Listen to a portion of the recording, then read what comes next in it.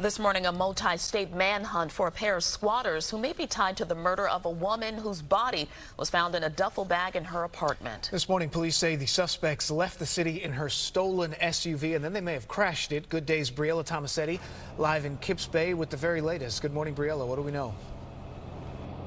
Yeah, Dan and Tashani, well, we're also learning more about what led up to this incident. Having just flown in from abroad, the 52-year-old victim, Nadia Vittel, stopped by her late mother's apartment here in Kips Bay to get it ready for a family friend who was moving in. Cops say when she found those squatters inside unexpectedly, things turned violent. The NYPD has new insight on who may be connected to the murder of a woman whose body was found stuffed inside a duffel bag in her Manhattan apartment.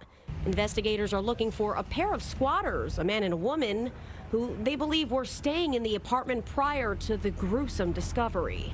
Police say 52-year-old Nadia Vittel was last seen walking into her apartment building on East 31st Street in Kips Bay last Tuesday. It came as a complete shock and surprise, I didn't even know. Gene Pompey is the building superintendent. He says surveillance video shows Vittel getting in the elevator and going up to her apartment on the 19th floor. A friend called to make a wellness check, but there was no answer. So I went up, knocked on the door, and it was just only the dog barking. Shortly afterwards, the victim's son and two in-laws arrived to Vittel's apartment. When police got there, Vittel's lifeless body was found in the closet, stashed inside a duffel bag. Investigators claim she was beaten to death. When I came into work, there was an ambulance here and one cop car. Police allege the squatters had been staying in Vittel's apartment for days, and when she returned, the pair killed her and took off in her SUV. Security cameras captured the suspects coming in on Sunday and leaving Tuesday afternoon, the same day Vittel was last seen.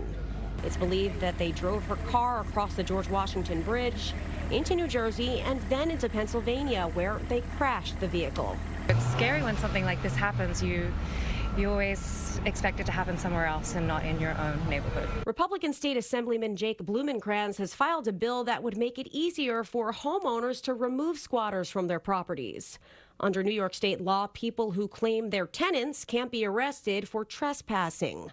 That also means homeowners can't change the locks, get rid of their stuff, or shut off the electricity. The bill would allow police to intervene and make arrests instead of forcing homeowners into an arduous court process.